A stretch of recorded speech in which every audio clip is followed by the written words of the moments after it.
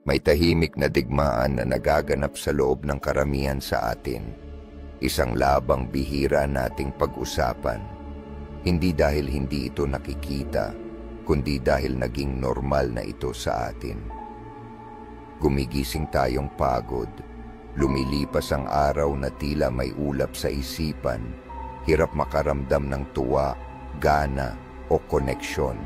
Isinisisi natin ito sa ating routine, sa trabaho, sa mga screen, kahit sa panahon. Pero sa pinakaugat nito, may mas malalim na dahilan. Ang kawalan ng balanse sa chemical ng ating utak. Isa sa mga pinakakadalasang hindi napapansin sa equation na ito ay ang dopamine. Ang dopamine ay hindi lang chemical ng kasiyahan, ito rin ang molekula ng motibasyon. Ito ang nagtutulak sa iyo para bumangon, mag-focus, magsikap, at makaramdam ng kasiyahan. Kapag nasa tamang antas ang dopamine, mas magaan ang pakiramdam ng buhay. May direksyon ang iyong enerhiya at may puwang ang iyong damdamin para huminga. Pero kapag bumaba ito, parang lahat ay bumibigat. Kahit ang pinakasimpleng gawain. Sa panahon ngayon, kung saan sobra-sobra ang stimula sa isang banda at tuloy-tuloy ang pagkapagod sa kabila, maraming tao ang hindi namamalayang ubos na ang kanilang lakas. Pero heto ang magandang balita. Ang dopamine ay abot kamay mo. Hindi mo kailangan ng reseta para muling maramdaman na buhay ka. At hindi mo rin kailangang takasan ang iyong buhay para muling pag-alabin ang apoy sa loob mo. May mga natural at makapangyarihang paraan upang muling iayos ang wiring ng iyong utak, ibalik ang balanse, gisingin ang motibasyon, at maramdaman muli ang koneksyon sa iyong sarili. At yan mismo ang tatalakayin natin ngayon. Ang 10 pamamaraang ito ay hindi tungkol sa pagiging perpekto. Ito'y tungkol sa muling pagkonekta, sa pag-angkin muli ng mga maliliit at madalas nating nakakaligtaang gawi na may kapangyarihang baguhin ang kabuuang emosyonal na tanawin ng ating buhay. Kung pakiramdam mo'y parang natigil ka, manhid, o parang hindi ka ikaw, para sa iyo ang episode na ito. Kapag natutunan mong paramihin ang dopamine sa tamang paraan, dahan-dahan, may layunin at tuloy-tuloy, hindi ka lang basta gagaan ang pakiramdam, magiging mas mabuti ka rin, mas malinaw, mas matatag, mas konektado sa tunay mong pagkatao. Simulan natin ang paglalakbay na ito, hindi bilang isang habol sa kasiyahan, kundi bilang pagbabalik sa balanse, sa presensya, sa enerhiyang nagmumula sa loob, hindi sa papuri ng iba. Ang kalusugang pangkaisipan at emosyonal ay hindi luho. Ito ang pundasyon ng lahat. At ngayon, panahon na para muling buuin ang pundasyong iyon. Hakbang sa bawat pagkakataon. 1. Gumalaw kahit dahan-dahan. Napansin mo na ba kung gaano kaiba ang pakiramdam ng mundo pagkatapos ng isang maikling paglalakad? Hindi lang sa katawan, kundi pati sa isipan at damdamin. Parang nawawala ang ulap, lumuluwag ang tensyon. Mas malinaw kang mag-isip, mas buo kang huminga, at mas nararamdaman mong ikaw ka muli. Hindi yan aksidente. Hindi lang dahil sa sariwang hangin o sa pagpapalinis ng isip. May nangyayaring kemikal sa loob ng iyong utak. Kahit ang simpleng mabagal at hindi matinding paggalaw ay nagpapataas ng produksyon ng dopamine. At ang dopamine ang nagsisilbing apoy sa likod ng motibasyon, saya at emosyonal na katatagan. Sa isang lipunang nahuhumaling sa performance, kadalasan nating tinitingnan ang paggalaw bilang obligasyon, bilang numero, bilang layunin. 10,000 hakbang, 40 minutong ehersisyo, dami ng calories na nasunog. Pero ang katawan, hindi kailangang may palabas para gumaling. Kailangan lang nitong gumalaw. Hindi hinihintay ng dopamine ang perpektong session sa gym. Tumutugon ito sa ritmo, sa agos, sa banayad na pagbabalik ng hininga, dugo at balanse. Maging totoo tayo. Kapag mababa ang pakiramdam natin, depresyonado, balisa, o tila walang koneksyon, ang unang nawawala ay ang paggalaw. Umuupo tayo, nagso-scroll, natutulog ng sobra, at nalulugmok. Pero ang totoo, sa mismong sandaling iyon, mas kailangan natin ng paggalaw. Hindi para magpakitang gilas, hindi para magpursigi, kundi para mag-reset. Bawat anyo ng pagkakabara, pisikal man o emosyonal, ay senyales na may bahagi sa loob natin na kailangang kumilos, hindi mag-isip pa ng mas marami. At hindi ito basta-bastang modernong wellness talk. Alam na ito ng mga Stoic mahigit 2,000 taon na ang nakalipas. Si Cleanthes, isa sa mga unang Stoic, ay isang manggagawang manual. Gabi-gabi siyang nagbubuhat ng tubig at araw-araw siyang nag-aaral at nagmumuni-muni. Para sa kanya, ang pisikal na trabaho ay hindi hiwalay sa linaw ng isipan. Ito ang pintuan patungo roon. Ginagalaw niya ang kanyang katawan para manatiling matalas ang kanyang isip. Iyon ang kanyang ritmo. Iyon ang kanyang disiplina. Hindi mo kailangan ng sinaunang balabal o modernong fitness app para isabuhay ito. Sabihin nating nabibigatan ka sa trabaho. Ang instinct mo ay umupo ng mas matagal, magpuyat, at isipin pang mabuti ang solusyon. Pero paano kung ang solusyon ay isang 10 minutong lakad sa labas? Paano kung ang mismong paggalaw, ang pahinga, ang ritmo, ang sikat ng araw, ang katahimikan, ay sapat na upang baguhin ang kemikal sa iyong utak at ibalik ang iyong linaw? Kahit sa antas ng neurological, ang paggalaw ay tumutulong hindi lang sa dopamine kundi pati sa serotonin, norepinephrine, at endorphins. Ang buong orkestra ng iyong emosyonal na kalusugan. Hindi nito binubura ang mga problema, pero binabago nito ang kakayahan mong harapin ang mga iyon. At heto ang pinakamaganda. Hindi ito kailangang maging perpekto. Hindi mo kailangang tumakbo, hindi mo kailangang mamahaling sapatos, at hindi mo kailangang itrack ang kahit ano. Ang kailangan mo lang ay magsimula. Pwede mong simulan ngayon. Tumayo at iunat ang iyong mga braso, igalaw ng marahan ang leeg mo, maglakad ng nakapaa sa loob ng bahay ng may layunin. Kung kaya mo, lumabas. Hayaan mong makipagtagpo ang iyong mga pandama sa tunay na mundo, hindi sa nasa screen ng iyong telepono. Gawin mo ito hindi dahil sira ka, kundi dahil ang katawan mo ay hindi nilikhang manatiling walang galaw ng matagal. Gawin mo ito dahil ang galaw ay katotohanan.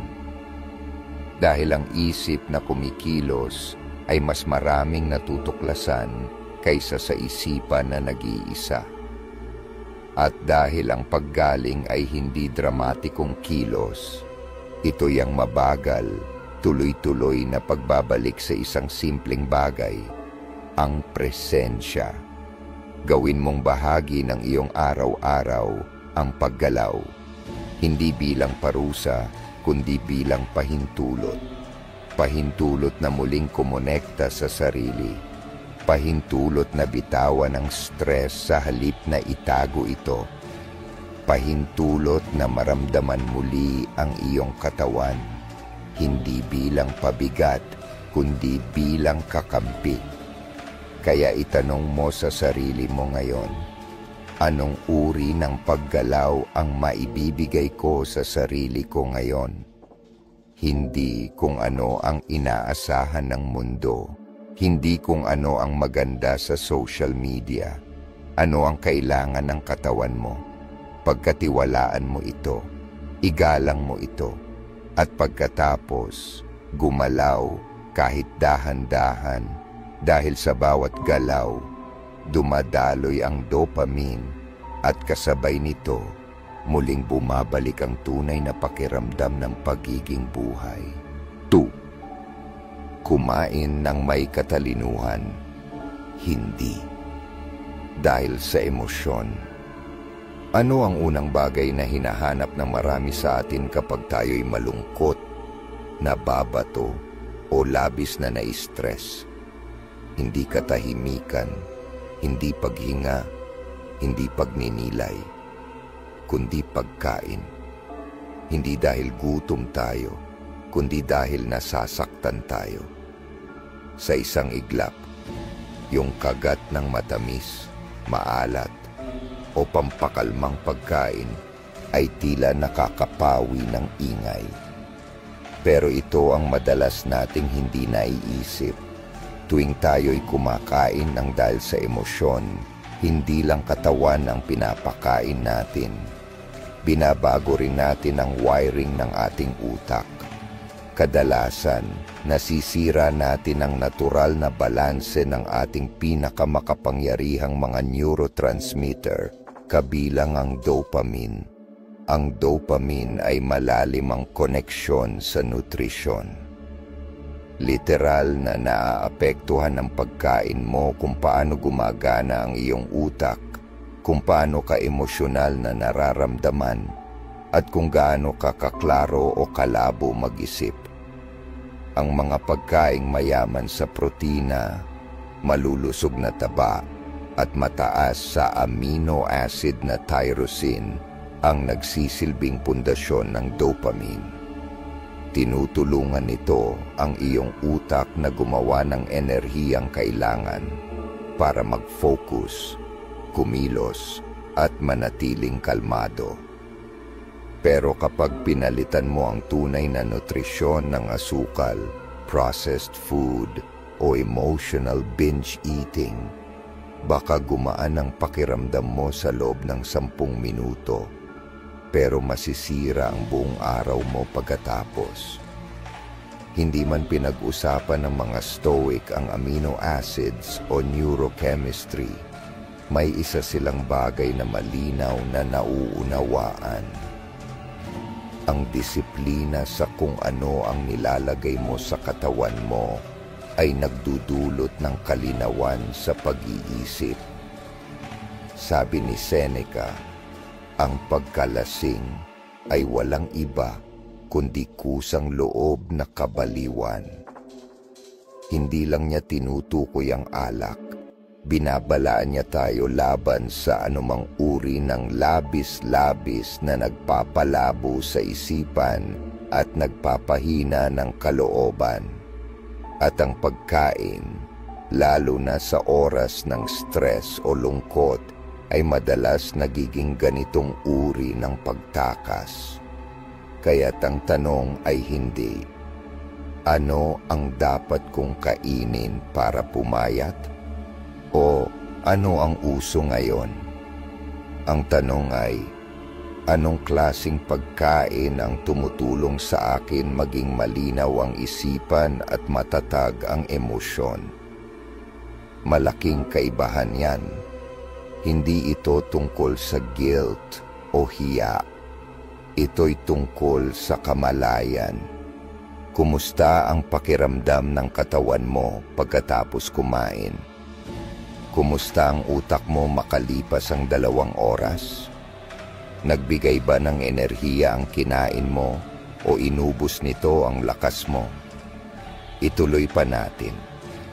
Ipagpalagay mong sinimulan mo ang araw mo sa protina, gulay at sapat na tubig. Ang ginawa mo, bago ka pa tumingin sa telepono o makiharap sa mundo, ay nagpadala ng mensahe sa iyong utak.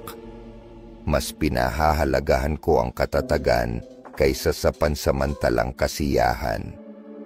Nakalikha ka ng dopamine sa natural na paraan, hindi sa caffeine o asukal, kundi sa totoong nutrisyon. At tutugon ang katawan mo ng may kalinawan. Hindi ka basta-basta padadala sa bugso ng emosyon. Mas tatahimik ang iyong mga cravings. Mas grounded ang iyong pakiramdam. Ngayon, ihambing mo yan sa pag-skip ng pagkain o sa labis na pagkain sa gabi dahil sa emosyon. Gigising kang lutang, walang gana. Babagsak ang blood sugar mo sa kalagitnaan ng umaga. Hahanap ka ng dopamine sa labas, sa pag-scroll, pag-snap, pagkain ng kung ano-ano. At hindi ito dahil tamad ka o wala kang disiplina, kundi dahil sinusubukang punan ng utak mo ang kulang na ibinigay ng pagkain mo. Ito ang dahilan kung bakit ang pagkain ng may katalinuhan ay isa sa pinakamataas na anyo ng paggalang sa sarili. Hindi clean eating, hindi pagiging perpekto, kundi katalinuhan ang tahimik na kaalamang nagsasabing, ganito ko gustong maramdaman, kaya ito ang pipiliin kong ilagay sa katawan ko. Hindi ito simpleng dieta, ito'y pagkakakilanlan, ito'y pagmamay-ari sa sarili. At oo, kailangan nito ng effort. Kailangan ng kamalayang magtanong, totoo bang gutom ako o may iniiwasan lang ako? Kailangan ng lakas ng loob para umiwas sa mabilisang ginhawa. Pero sa bawat pagpili mo ng nutrisyon sa halip na pamamanhid, pinapalakas mo ang emosyonal mong pundasyon. Sinasabihan mo ang iyong nervous system, hindi ko kailangang tumakas. Kaya kong umupo, kaya kong makaramdam, kaya kong tumugon, hindi lang basta mag-react. Ang pagkain ay impormasyon. Bawat subo ay mensahe sa iyong mga selula, sa iyong mood, sa iyong motibasyon. At kapag pumipili ka ng may layunin, kapag binubuo mo ang iyong pagkain ng may pag-iisip, hindi mo lang pinapakain ang katawan mo, hinuhubog mo ang magiging kalagayan ng iyong isip. Isang plato, isang hakbang. Kaya sa susunod na tumayo ka sa harap ng ref o bumukas ng cabinet sa gitna ng stress, huminto ka, huminga, at tanungin ang sarili, ano ba talaga ang kailangan ko ngayon? Baka kailangan mo ng lakas, baka kailangan mo ng pahinga, baka koneksyon ang hinahanap mo, o baka Ang kailangan mo lang ay manahimik. Huwag mong pakainin ang iyong damdamin. Pakainin mo ang kinabukasan mo. Dahil kung ano ang kinokonsumo mo, iyon ang mararamdaman mo. At kung gusto mong makaramdam ng lakas, linaw, at determinasyon, dapat ipakita rin yan sa pagpili mo ng pagkain.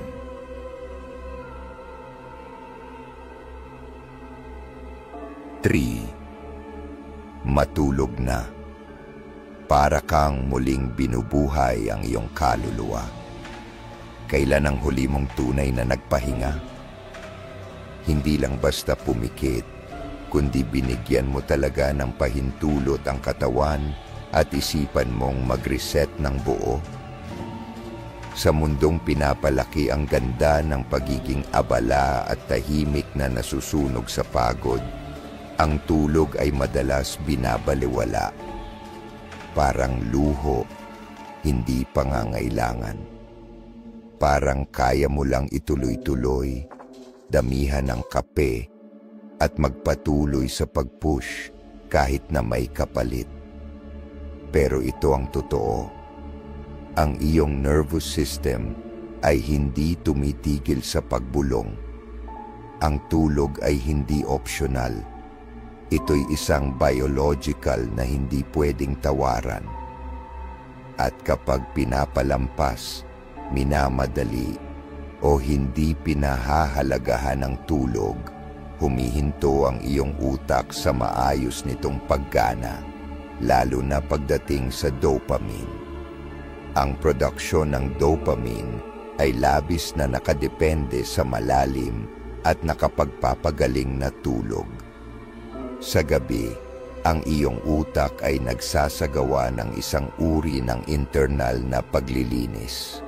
Inaalis nito ang mga lason, ibinabalik sa balanse ang mga hormones, at nire-restore ang mga neurotransmitter na tumutulong sa iyo upang manatiling emosyonal na kalmado. Kung wala kang dekalidad na tulog, bumababa ang sensitivity ng iyong dopamine receptors. Kaya kailangan mo ng mas maraming stimulation para maramdaman ang parehong motibasyon, hanggang sa tuluyan mo nang hindi maramdaman ng kahit ano. Napansin mo bang kahit maliit na problema ay parang sobrang bigat kapag kulang ka sa tulog?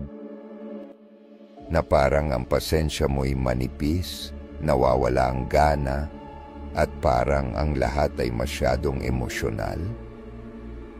Hindi lang ito pagod. Ito ang utak mong gumagana sa kulang na kemikal. Tila naghahanap ito ng lakas sa ubos ng baterya at hindi nito kayang magpatuloy ng maayos o matagal. Maaaring wala mang sleep studies noon ng mga Stoic, pero alam nila ang koneksyon ng pahinga sa malinaw na pag-iisip. Araw-araw pinapaalalahanan ni Marcus Aurelius ang sarili niyang bumangon at gampanan ang tungkulin bilang tao, pero alam rin niya ang kahalagahan ng paghahanda at ang pahinga ay isang anyo ng paghahanda. Ito ang nagbibigay sa iyo ng kakayahang harapin ang mundo, hindi bilang magulong, reactive na nilalang, kundi bilang kalmado, malinaw, at may kakayahang individual. Kapag wala ito, ang pilosopiya mo ay nananatiling ideya lang.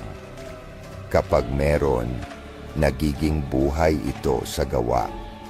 At gayon pa man, marami sa atin ang ipinagpapalit ang tulog para sa huwad na pagiging produktibo.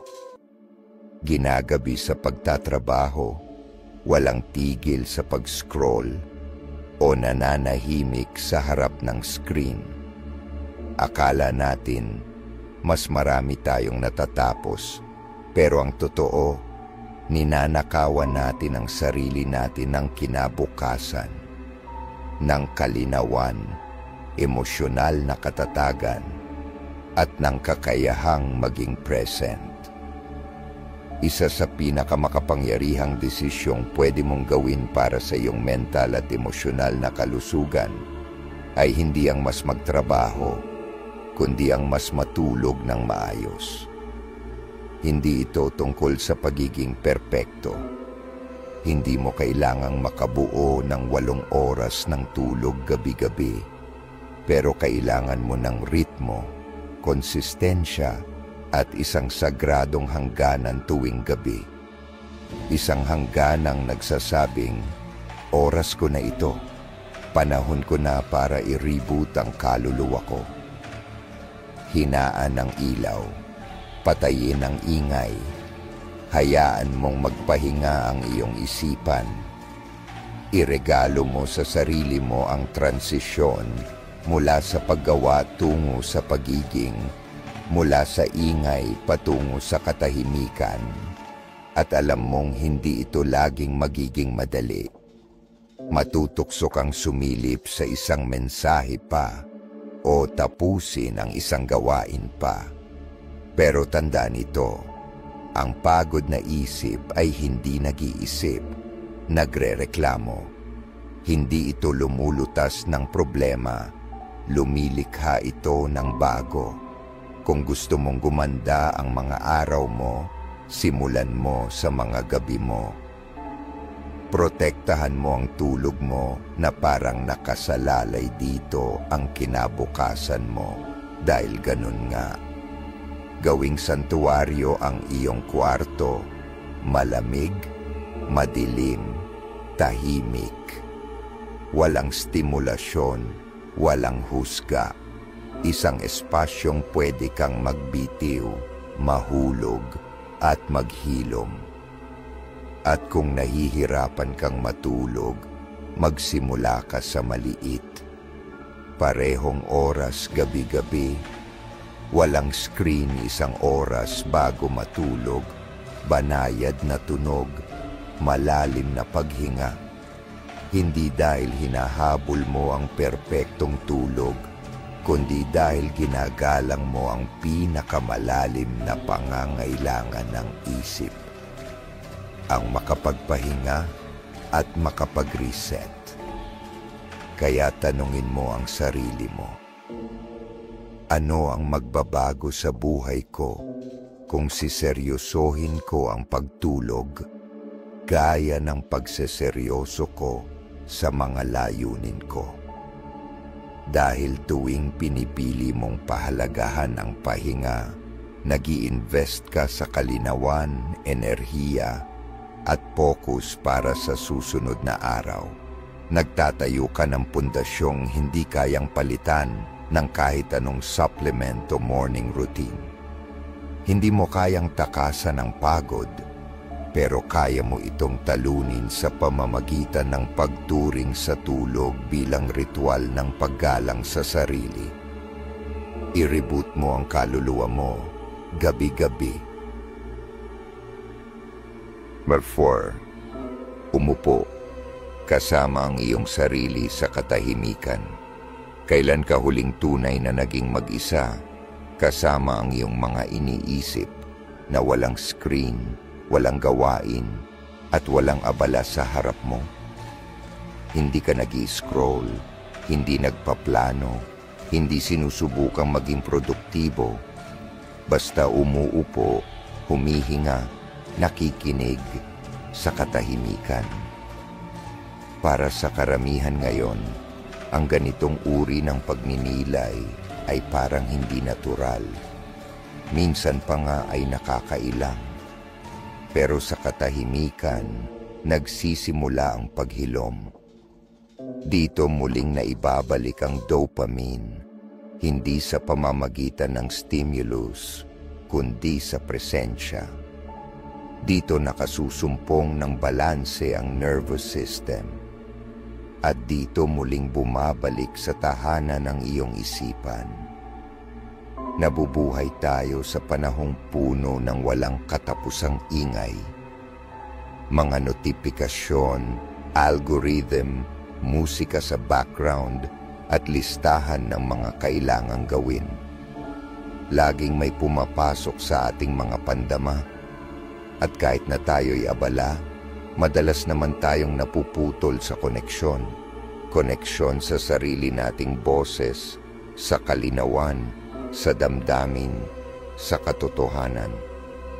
Matagal na itong naunawaan ng mga Stoic, kahit wala pang teknolohiya noon. Naniniwala sila na ang isipan ay dapat sanayin, hindi lang para mag-isip ng mahusay, kundi para umupo ng payapa, tiisin ang katahimikan, at harapin ang sarili ng hindi natatakot. Isinulat ni Marcus Aurelius, wala nang mas tahimik o hindi magulong kanlungan para sa tao, kundi ang sariling kaluluwa. Hindi iyon simpleng tulang payo. Iyon ay isang paanyaya na lumingon sa loob, hindi upang takasan ng buhay, kundi upang mas mabisang makabalik dito ng buo ang presensya. Sa pananaw ng agham, ang katahimikan sa pamamagitan ng meditasyon o mindfulness ay direktang nagpapataas ng dopamine at serotonin. Pinapalakas nito ang kakayahan ng utak na ayusin ang emosyon. Inaayos nito ang takbo ng isipan tungo sa linaw at kapayapaan. Pero higit pa roon, ibinabalik ng katahimikan ang iyong kapangyarihan. Kapag umuupo ka sa katahimikan, kahit 5 minuto lang, lumalabas ka sa pagiging reactive. Hindi ka na tumatakbo mula sa damdamin. Pinapayagan mong umangat ito, huminga at humupa.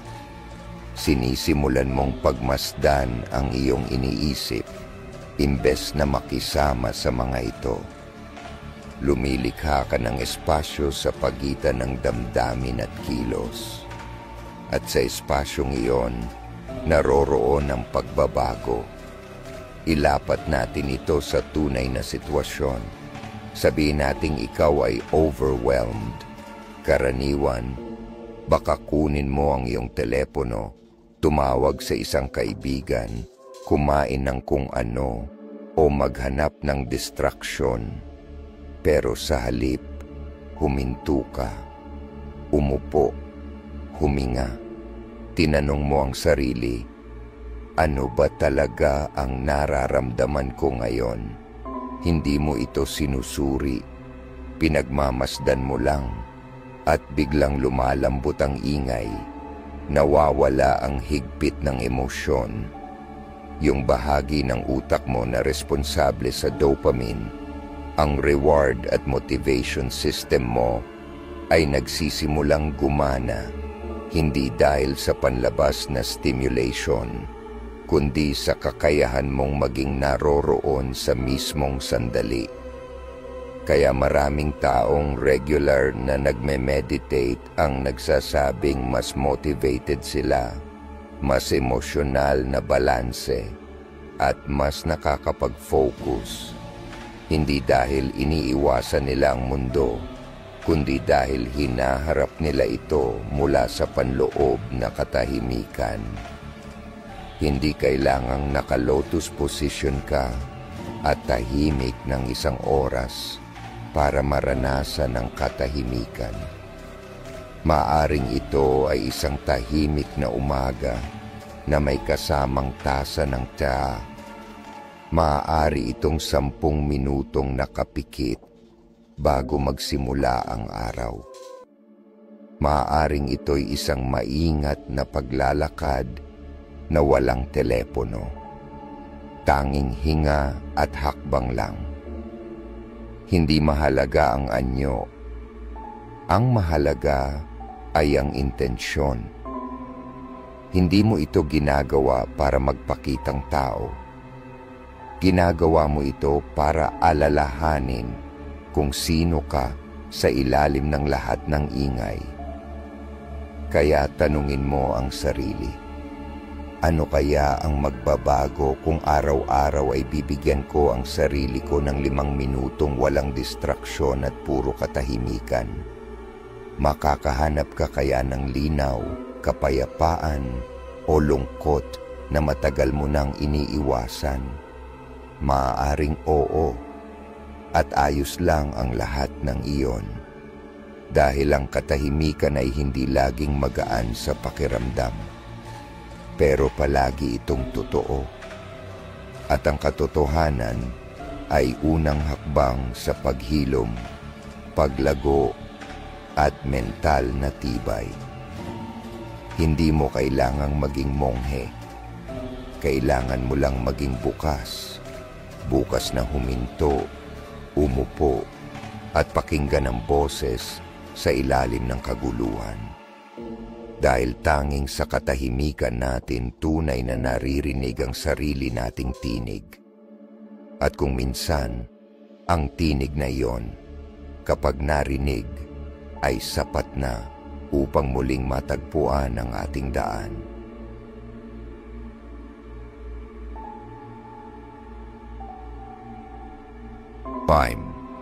Magtakda ng mga layunin at ipagdiwang ang maliliit na tagumpay. Napansin mo na ba kung gaano kasarap sa pakiramdam ang makapag-check ng kahit simpleng gawain sa iyong listahan?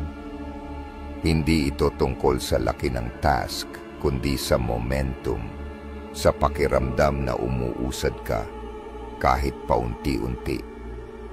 Isang pahiwatig sa iyong utak na hindi ka na nakatigil. Ang pakiramdam na iyon, ang panandaliang tuwa, iyan ang dopamine. Isa ito sa pinakamakapangyarihang likas na motibasyon ng ating utak kung matututo tayong makipagkaisa rito sa halip na salungatin ito. Namumulaklak ang dopamine hindi lang sa malalaking tagumpay, kundi sa progreso, sa bawat galaw, sa bawat ebidensya na hindi ka na stagnant. Ang problema, marami ang masyadong matagal bago maramdaman ang pagmamalaki sa sarili. Naghihintay sila hanggang sa makamit ang lahat.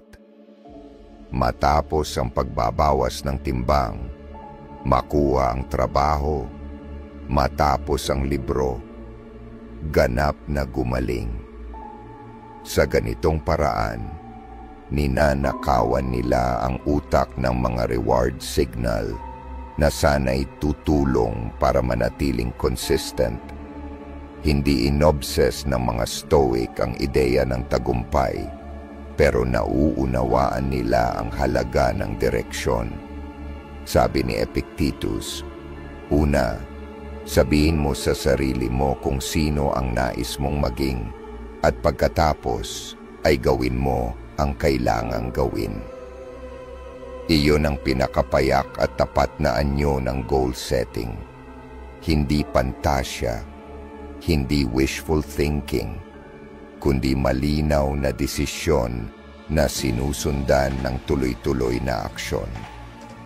At doon ipinapanganak ang tunay na motibasyon, hindi mula sa inspirasyon o swerte, kundi sa maliliit at sinadyang hakbang araw-araw. Gawin nating praktikal.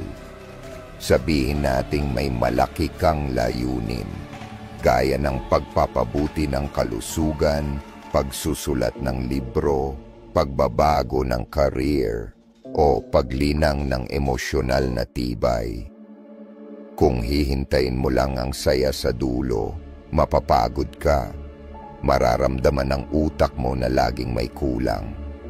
Pero kung magtatakda ka ng micro goals, uminom ng 1 basong tubig sa umaga, magsulat ng 100 salita, huminga ng malalim sa halip na mag-react, at ipagdiriwang mo ang mga ito, dadaloy ang dopamine.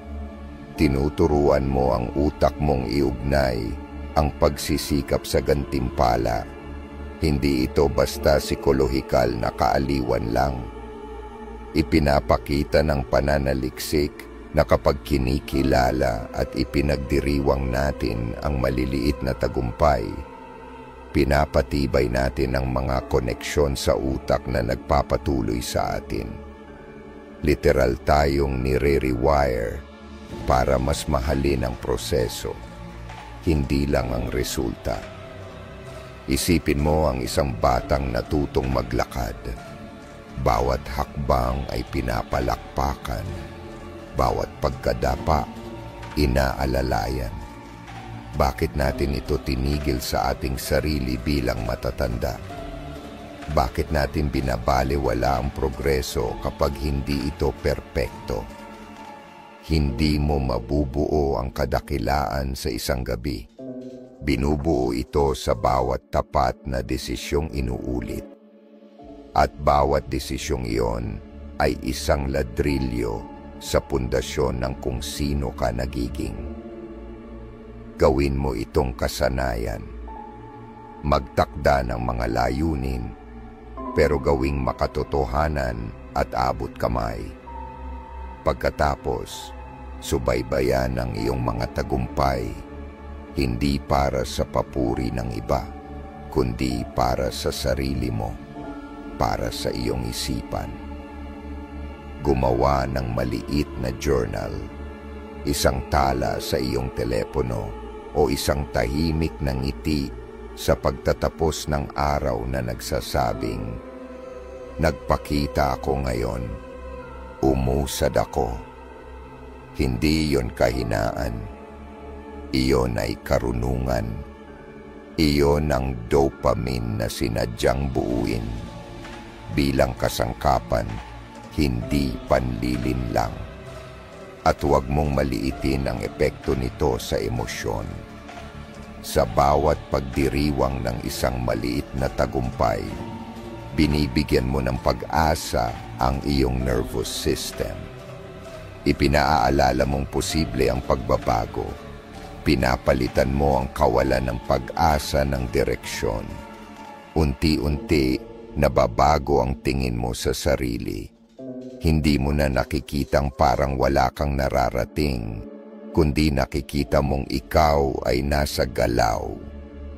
Isang taong nagpapakita kahit mahirap, isang taong tumutupad sa mga pangako kahit gaano kaliit.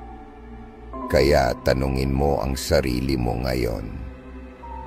Ano ang isang maliit na bagay na maaari kong gawin ngayon na maglalapit sa akin sa taong gusto kong maging? Gawin mo iyon at ipagdiwang mo ito, hindi sa paputok kundi sa kamalayan, sa presensya, sa tahimik at tapat na pagmamalaki na nagsasabing, "Ginawa ko ang sinabi kong gagawin ko." Sapagkat ang taong marunong magalak sa isang hakbang, isang tapat at tahimik na hakbang, ay siya ring makarating sa rurok.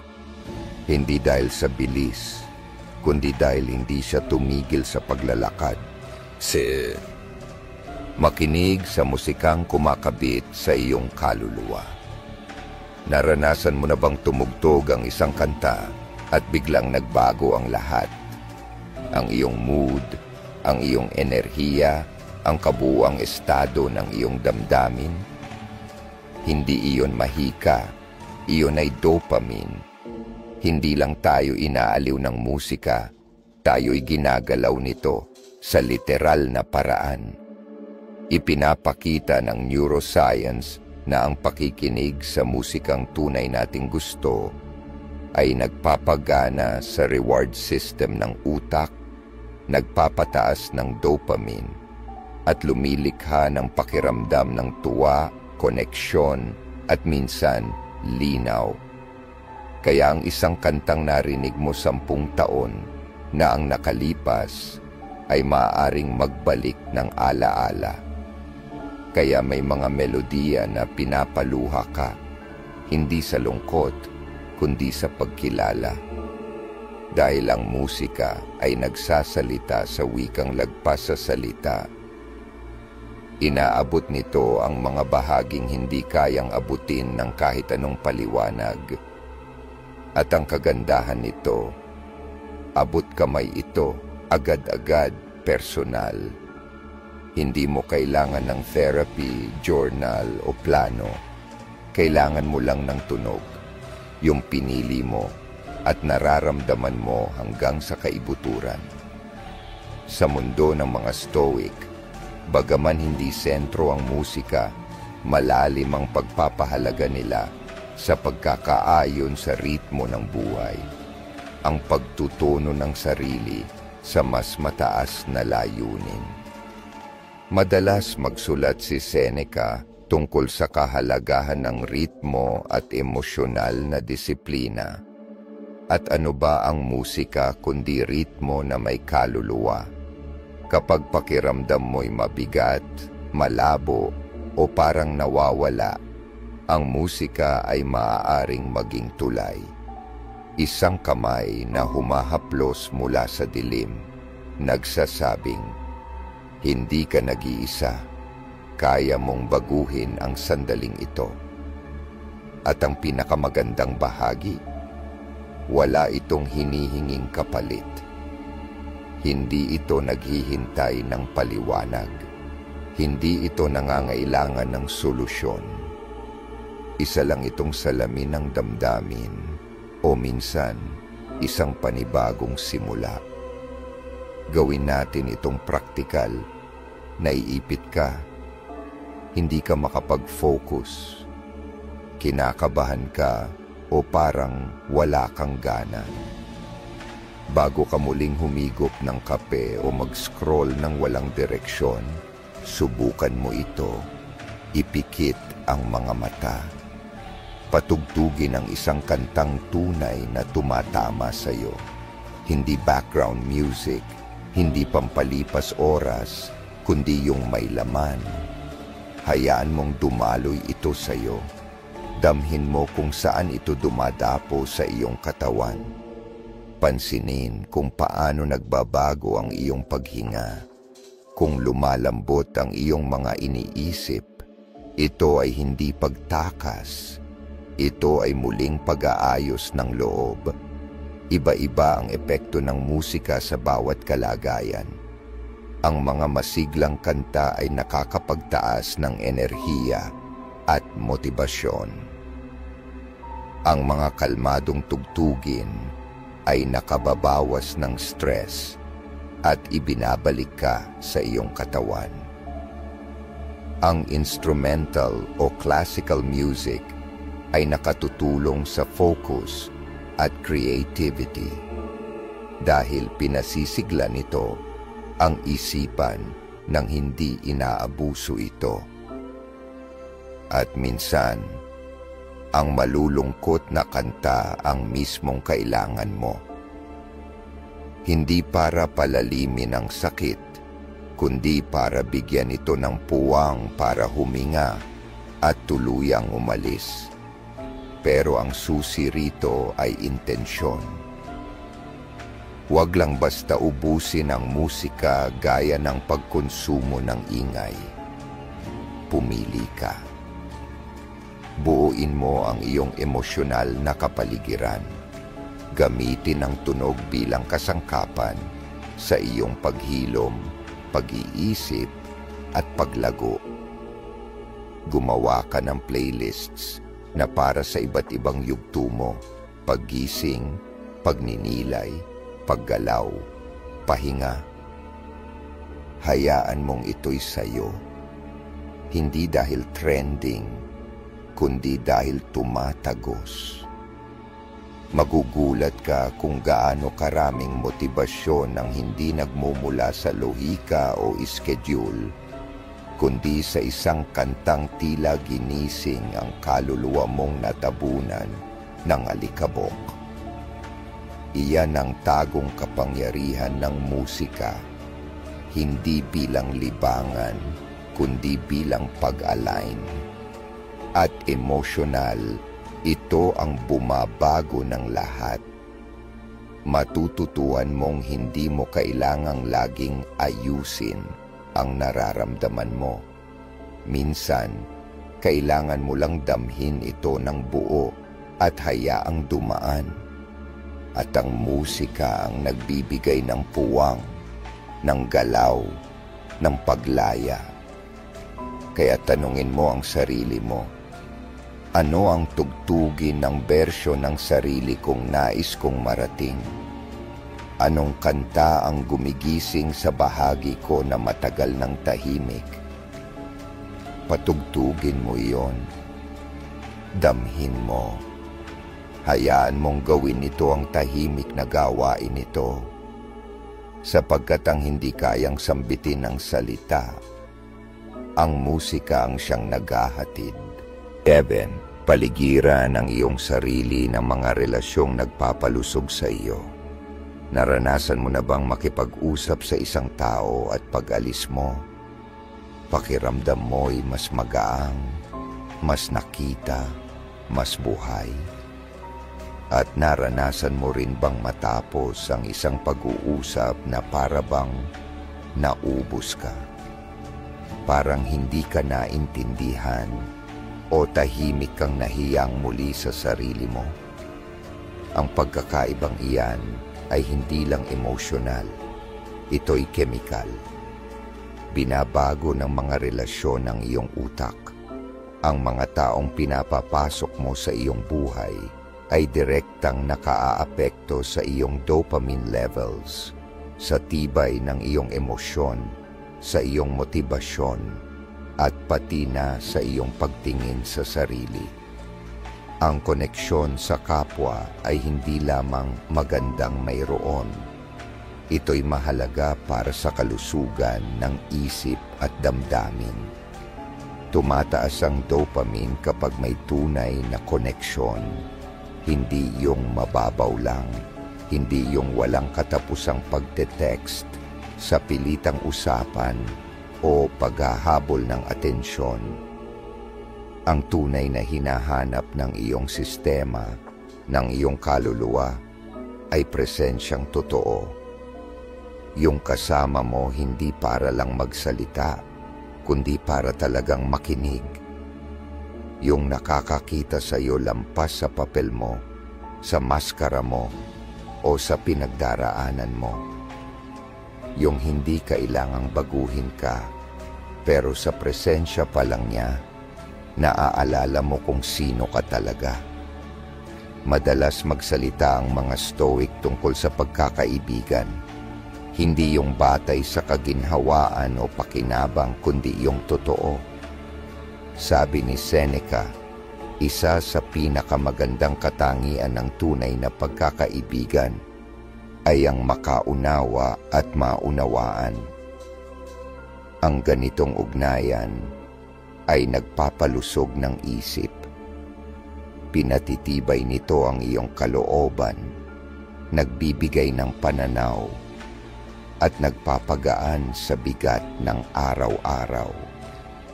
Hindi ito maingay, hindi ito mapilit. Ito'y tahimik, ligtas, matatag. Ngayon, ihambing mo ito sa mga relasyong lason.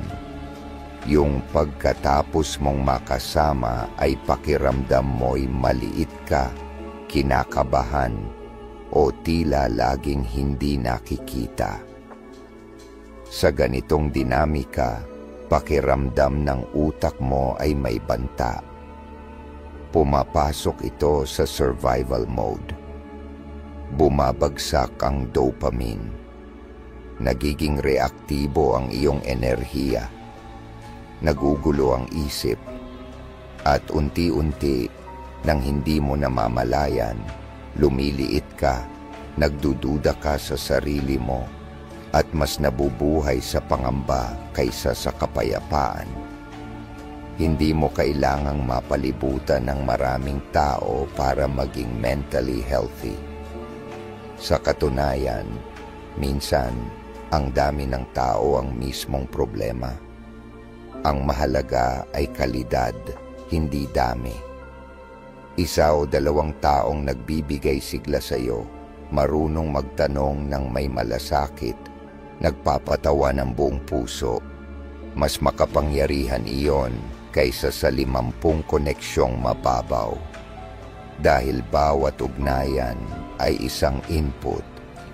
At sa paglipas ng panahon, nagiging ganoon ang utak mo, ayon sa palagi nitong nararanasan. Gawin natin itong praktikal. Simulang pansinin ang sarili mo pagkatapos ng bawat pakikisalamuha. Paano ang pakiramdam mo? Enerhiko o pagod? Nakaupo sa sarili o nawawala? Maliwanag ba ang isipan mo o magulo? Hindi lang iyan damdamin, iyan ay biyolohiya. Habang mas pinakikinggan mo ang mga senyas na iyan, mas naipipili mo ang kapaligirang sumusuporta sa iyong emosyonal at mental na kalusugan, hindi sumisira rito. At kasing halaga nito, maging ganitong klasing presensya rin para sa iba. Makinig ng hindi kailangang mag-ayos. Magdiwang ng walang pagkukumpara. Dumalo ng hindi kailangang magkunwari. Maging ganoong uri ng enerhiya na sana'y meron sa paligid mo. Dahil ang koneksyon ay salamin. Kapag nagbibigay ka ng ligtas na puwang para sa iba, nililikha mo ang kondisyon para sa tunay na pagbibigayan. Hindi dahil sa obligasyon o drama, kundi dahil sa pag-angat ng isa't isa. Kung pakiramdam mo'y mabigat ang isipan mo, wala kang gana, o parang manhid ka na emosyonal, huwag lang sa loob tumingin. Tumingin ka rin sa paligid.